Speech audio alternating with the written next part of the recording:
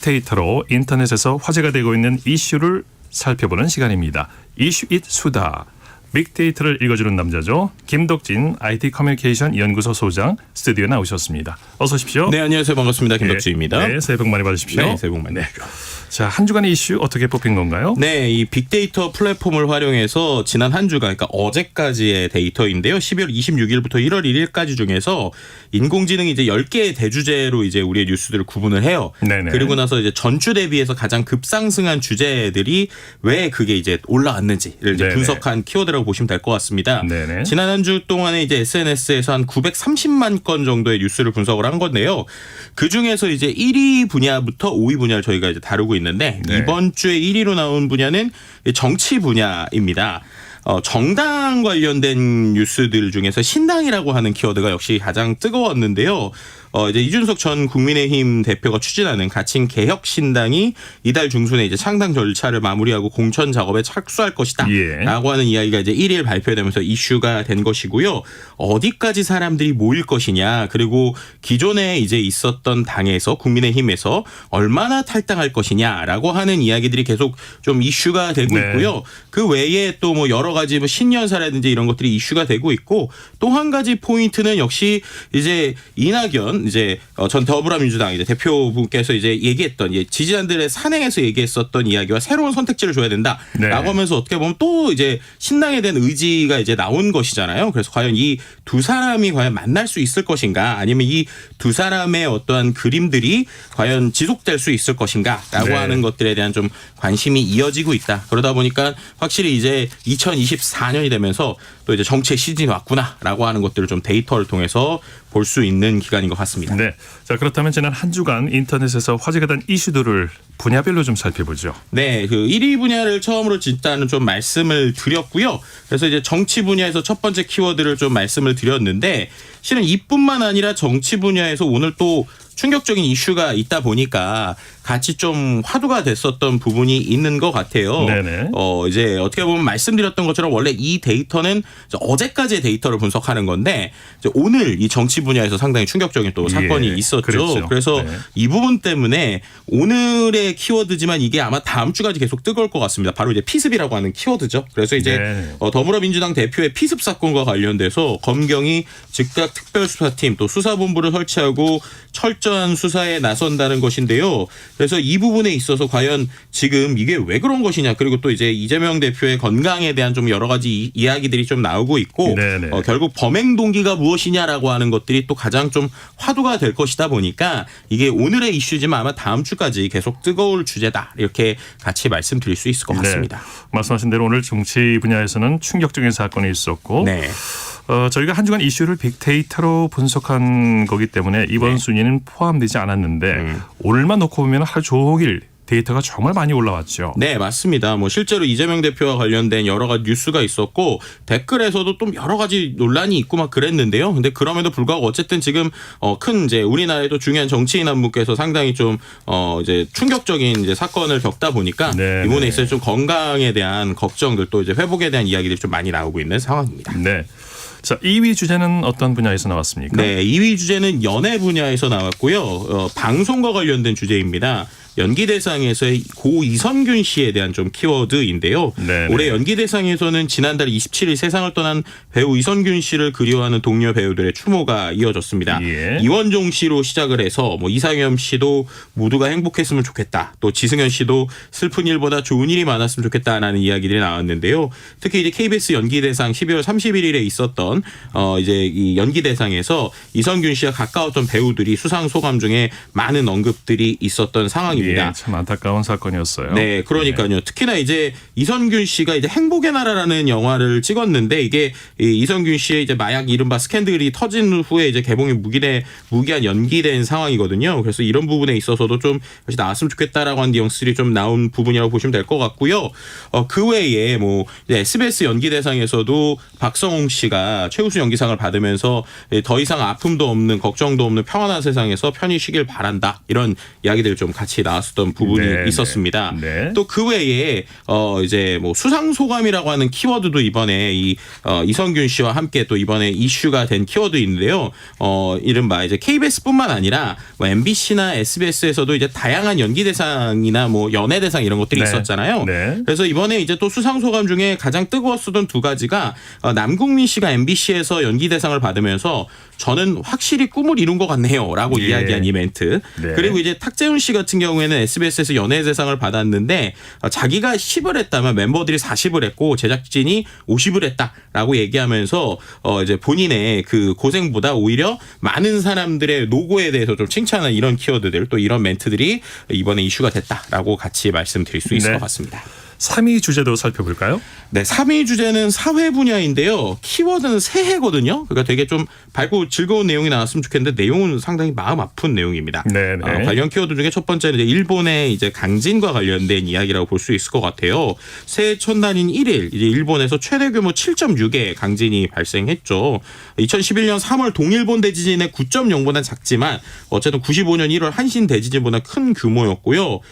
그러다 보니까 뭐 쓰나미 경보도 시작해서 많은 키워드들이 나왔고 특히나 이때 이제 건물 파괴와 함께 뭐 SNS가 좀 요즘에 이슈가 되고 예. 있잖아요. 그래서 SNS에서 당시의 상황들이 상당히 많이 또 올라왔다라고 말씀드릴 수 있을 것 같습니다. 네네. 특히나 이제 NHK 방송국에서도 진행자가 방송에서 지금 당장 도망가라. 동일본 대지진을 기억해야 된다. 목숨을 소중하게 지켜라. 그러니까 TV 보지 말고 빨리 도망가라라고 네네. 얘기할 정도로 상당히 좀 긴박했다는 거죠. 네, 맞습니다. 네네. 이제 긴박했고요. 그리고 이제 SNS에 올라온 사진들도 상당히 충격적이었는데 네네. 여러 가지 영상 중이나 사진 중 저도 상당히 놀랐던 게 정말 영화에서나 볼 것처럼 이 그 땅이 이렇게 울퉁불퉁하면서 울컥불컥하면서 움직이는 이런 모습들도 상당히 놀라웠고요. 네네. 뭐 영내 전광판이 앞뒤로 흔들리는 것들 또 뭐 화재가 발생하는 모습 여러 가지의 좀 충격적인 모습들이 있었습니다. 네. 근데 우리나라에서도 이제 방금도 나왔던 얘기지만 좀 안타까운 일도 있었죠. 그래서 가스 누출이 신고되고 22분 만에 폭발한 이 평창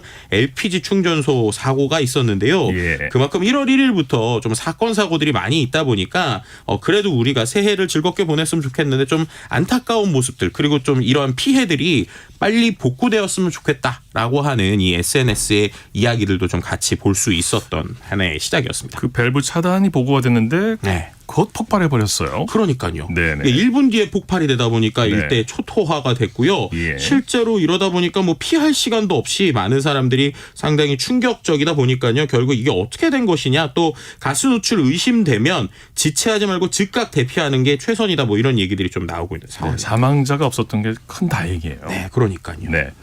자, 4위 주제는 뭡니까? 네, 4위 주제는 이제 생활 분야의 해돋이라는 키워드입니다.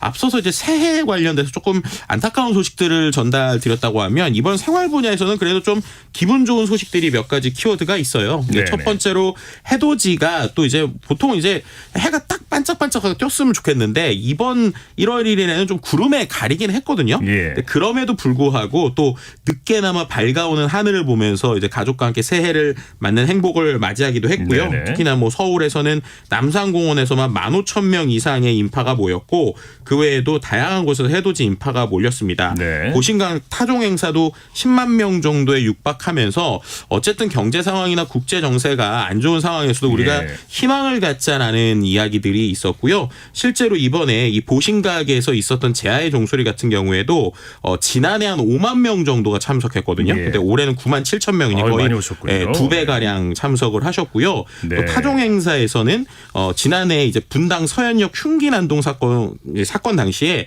쓰러진 여성을 발견해서 구조했던 의인이 윤도일 씨, 네네. 또 뭐 2023년 대학 수학능력시험 최고령 응시자 김정자 씨 등 시민대표 12명이 함께 지하의 종을 울리기도 했습니다. 네네. 그리고 이제 또 상당히 지금과 같은 시대에 상당히 의미 있고 뜻깊은 일이 있었는데요. 바로 키워드가 갑진년 첫둥입니다. 네네. 그러니까 보통 이제 1월 1일이 되면 또 맨 처음에 탄생한 아이가 누구냐에 대해서 상당히 좀 관심이 많으시잖아요. 예, 예. 근데 그런 관심이 있을 때 좀 나온 키워드라고 보시면 될 것 같아요. 이제 새해를 알리는 제아의 종소리가 처음 울렸을 때 대한민국 2024년에 첫 번째 아이가 힘찬 첫 울음을 터뜨렸습니다. 네네. 갑진영 첫둥이고 태명이 아홍이라고 하는 아이인데 예, 예. 이 아이가 되게 중요한 이유가 있어요. 왜냐하면 아빠 엄마가요 12년 차 부부였는데 네. 첫 아이였습니다. 예. 왜 그랬느냐라고 봤을 때 이제 이름 중에서 이제 좀 정해진 건데요. 이게 실제 결혼 12년 만에 이 부부가 난임을 극복하고 첫 아이를 아이고, 낳은 것이에요. 그렇군요. 네. 네. 이게 이제 2012년 6월부터 시작해서 이 가족이 아이고, 시험관 시술을 계속 했었다고 그래요. 근데 무려 그 10년 넘게 노력을 하셨군요. 그러니까요. 이제 그 상황에서 이제 우리나라에 있는 많은 난임 부부들을 좀 진심으로 응원한다라는 내용이 나온 것이고요. 또 이제 세상이 좀 따뜻해지는 모습이었으면 좋겠다라는 것과 함께 이 부부를 위한 국가적 관심 또 정책적 지원도 많이 일어났으면 좋겠다라는 예. 이야기가 나왔습니다. 네. 말씀드렸던 것처럼 결혼 때부터 자녀 계획을 갖고 있었는데 아이를 갖겠다는 마음에서 갖지 못하다가 시험관을 시도해서 정말 운이 좋게도 한 번에 이제 임신과 출산에 성공한 케이스라고 보시면 될 것 네네. 같은데 이제 통계청에 따르면 최근에 우리가 좀 아이가 없다 이런 것 때문에 많이 고민을 하고 있잖아요. 네. 그런데 또 이제 아이를 가지려고 하시는 분들도 상당히 어렵습니다. 왜냐? 2002년 기준 연간 25만 명, 서울에서만 5만 2천 명이 이 난임 진단을 받았거든요. 예. 그러니까 난임 시술 인원도 2017년 이후로 계속 증가 추세인데. 많군요 생각보다. 네. 근데 이제 난임 시술하려면 시술당 150만 원에서 400만 원 정도의 좀 높은 비용을 내야 돼요. 네. 근데 이게 또 한 번에 되지 않는 부부들도 상당히 많거든요. 그럼 아이를 갖기 위해서도 많은 돈을 또 투자해야 되는 상황인데 그러다 보니까 이번에 어쨌든 이 첫 해의 첫둥이가 시험관 아이와 난임이라는 게 참 의미가 있는 게 이 부부가 이제 정부에 난임 부부들을 위해서 보다 많은 관심과 정책적 지원이 있었으면 좋겠다. 그래서 예. 주위에 지금 수많은 이러한 난임 부부들이 있는데 대한민국이 이제 아이를 안 낳는 시대를 넘어서 아이를 못 낳는 시대로 가는 게 아닌가라는 걱정이 있다라고 얘기한 것이에요. 적극적인 지원이 좀 필요할 듯합니다. 그러니까요. 네. 그래서 이제 정부에서 좀 많은 정책적 지원을 부탁드린다는 말을 전했는데요. 네. 다행인 것은 이런 이제 정부에서 이런 이제 난임 부부들의 적극적인 임신 또 출산 도전을 장려하기 위해서 올해부터 난임 시술비 지원에 적용되는 소득 기준을 폐지했습니다. 예. 이게 무슨 말이에요? 예전에 소득이 높으면 이런 시술비 지원을 적용을 못 받았다는 것인데요. 이제는 어떠한 소득을 갖고 있든지 간에 이런 체외 수동 중에 난임 시술 비용을 지원받을 수 있게 된 것이고요. 네. 또 이제 임신을 계획하는 부부들이 서로에 대한 건강에 대한 좀 고민들이 많거든요. 그래서 네. 내가 어떤 컨디션인지에 대해서 이제 검사도 받는데 이 검사도 상당히 힘들고 비용도 많이 드는데 이 난소 기능 검사 또 부인과 초음파 정액 검사 등의 가입력 검사비도 이제 지원이 됩니다. 네, 또 이제 네. 고위험 임산부 의료비 또 미수가 선천성 이상의 의료비 또 선천성 난청 검사 및 보청기 지원 사업의 소득 기준도 모두 없어진 것인데요. 네. 그만큼 올해는 정말 아이를 갖고 싶다라는 마음이 있는 부부라면 좀 마음껏 아이를 가질 수 있도록 정부에서도 더 많은 지원이나 또 이제 혜택들 이런 것들이 있어서 좀 올해는 다른 때보다도 좀 웃을 일이 많은 좀 일이었으면 좋겠다라고 좀 말씀드릴 수 있을 것 같습니다. 애기 울음소리가 좀 많이 들렸으면 좋겠습니다. 그러니까요. 네, 네. 자, 마지막 5위 주제도 좀 살펴볼까요? 네, 5위 주제는 금융금리 경제 분야에서 나온 건데요. 키워드는 10대 화두라는 키워드입니다. 네. 이게 뭐냐면 영국의 시사주간지 이코노미스트가 2024년 전 세계에 영향을 미칠 10대 화두를 선정한 것이에요. 네네. 그러니까 이런 것들이 이제 경제에도 상당히 영향이 있겠죠. 근데 나온 키워드들이 선거와 전쟁 또 신냉정 또 경제적 불확실성 그리고 인공지능 AI 확산 등을 선정해서 보도를 했습니다. 예. 일단은 이코노미스트가 이 대선 선거라는 걸 뽑은 이유가 1월에 일단 우리가 알고 있는 대만 타이완의 총통 선거가 있고요. 그리고 우리나라에서도 이제 총선이 있고 쭉 지나가서 11월이 되면 또 이제 미국의 대선이 있잖아요. 네, 네. 전 세계적으로 70여 개 중대 선거가 치러집니다. 네. 그만큼 이제 지구촌 민주주의가 스포트라이트를 받는다는 의미를 부여했고 특히나 이제 미국에서 트럼프 전 대통령의 재집권에 따라서 재집권이 될 것이냐 안 될 것이냐가 한 이슈예요, 상당히 지금. 왜냐하면 네. 이게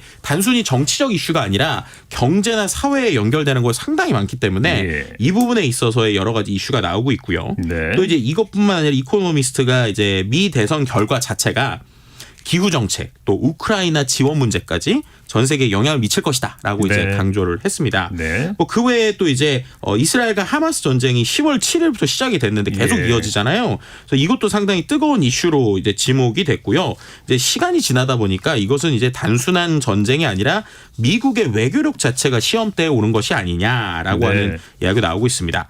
또 이제 한 가지 경제 분야잖아요. 그래서 이 경제적 불확실성에 대해서 또 이번에 화두로 꼽았는데요. 이게 비단 우리나라뿐만 아니라 전 세계적인 이슈라는 것이죠. 그래서 네. 서방 국가들의 경제가 작년에는 이제 예상보다 잘 버텼지만 아직까지 위험에서 벗어난 것은 아니다라고 얘기한 것이고요. 네네. 결국에는 이제 고금리가 더 오래 더 높은 수준에서 지속이 되면 경기 침체가 오지 않더라도 기업과 가게가 고통을 받을 것이다라고 전망했고 특히나 이제 우리와 가까운 곳이죠. 중국.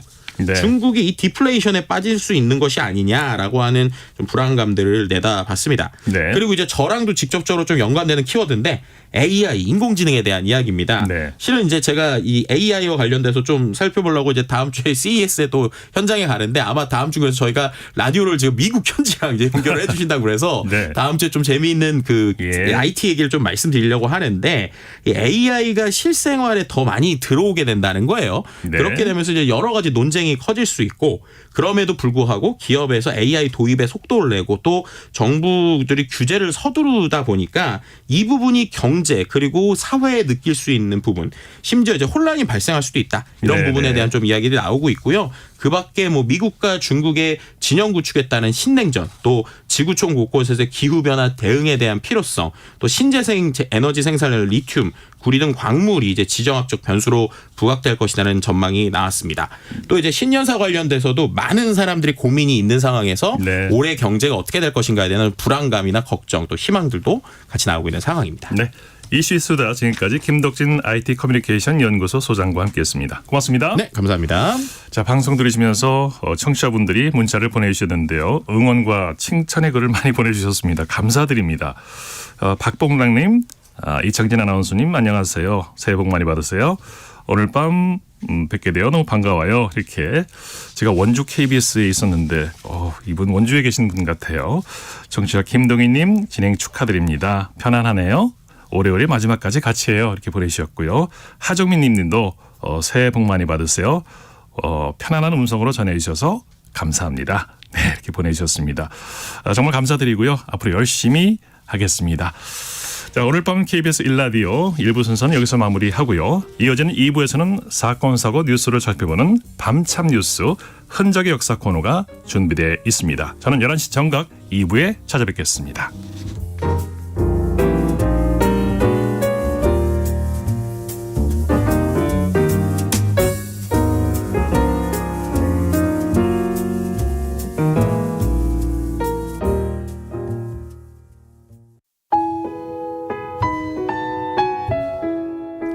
청취자 여러분, 위기가정을 찾아주세요. 어려운 경제 상황 속에서 긴급한 경제적 지원이 필요한데도 복지 사각지대에 놓여 있어 아무런 지원도 받지 못하고 극한 상황으로 내몰리고 있는 위기가정이 늘고 있습니다. KBS 강태원 복지재단에서는 사회 안전망에서 벗어나 위기에 처해 있는 가정을 발굴해 긴급 지원하는 사업을 진행합니다. 여러분 주위에 스스로의 힘만으로는